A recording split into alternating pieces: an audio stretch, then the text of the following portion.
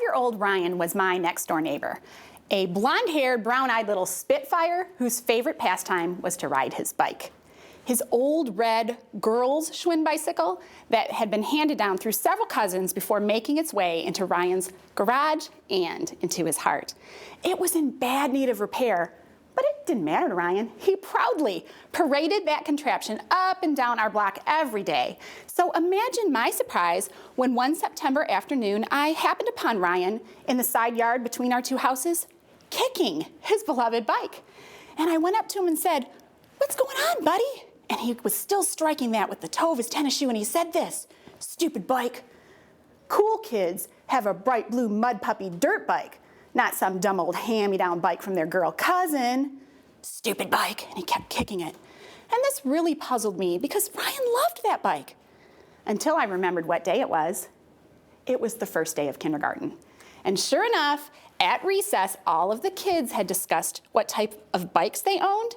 So in Ryan's eyes, his prized possession had suddenly turned stupid. Why? Comparisons. Comparisons kill contentment. Is that not totally true? I mean, my comforters and my furniture, they're just fine until I wander into the Pottery Barn. And there's nothing wrong with my car. My 1999 Buick with 149,000 miles on it gets me from point A to point B. Nothing wrong with my car. Until I carpooled with Janie, and she has a brand new Cadillac with all those sweet cup holders, which, trust me, ladies, that's the only thing we care about on a car, right? Is it gonna hold my latte if I take a corner too fast?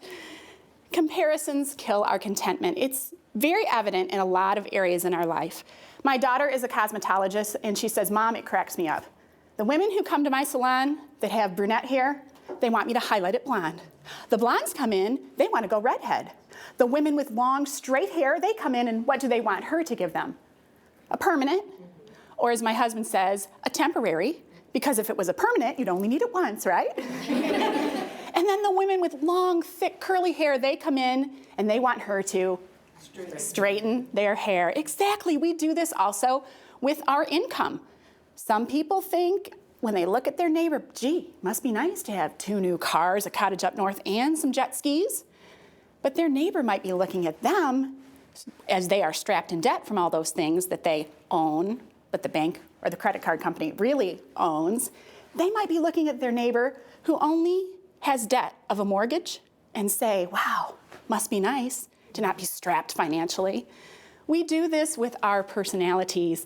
I know there are some of you out there who are shy, who wish you could be more outgoing, right? But some of us who are outgoing wish we were more shy so we could learn to keep our big mouths shut. But the place we do this the most, I think, is in our marital status. There are some women who want nothing more than to be married. But there are some married women who, trust me, sometimes wish they were single. Then I could find the stinking stapler and the ketchup would be right where it's supposed to be in the second shelf in the fridge, right? I lived once, when my children were very small, in a house that was yellow, and it was the mirror image of a tan house right next to me. And my kitchen window was on the front corner of the house, where I could look out at the house that was the mirror image of me and see the woman over there doing her dishes as I did my dishes.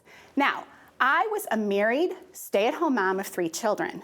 She was a divorced working woman who had 1 child.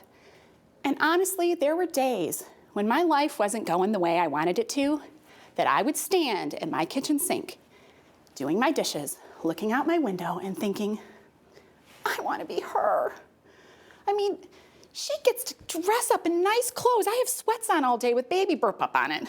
She gets to go to a nice job, looking all fancy with her nails all done. I couldn't even get mine to dry before somebody needed their diaper changed. And she has 1 really great kid. There are no sibling fights over at that house. There's just 1 child. And even though I knew it was hard for her to be divorced, it still meant that every other weekend she got the weekend all to herself when her son went to his dad's house. And I would stand there doing my dishes, sometimes crying, thinking, I want to be her. Well, one day, she and I shared some lemonade out on my back porch. And guess what she told me? She used to stand at her window as she did her dishes and look over at my house and think, I want to be her. She has a husband who stayed in the marriage when things got rough and didn't abandon it. And she has 3 really great kids. Because, see, they mind for other people. It's just me they're naughty for. And she would think she gets to be home with her kids all day. And, boy, I sure miss my son every other weekend when he's gone. I want to be her. We actually had a good laugh about it and decided we should write a country song. Wouldn't that make a great country song?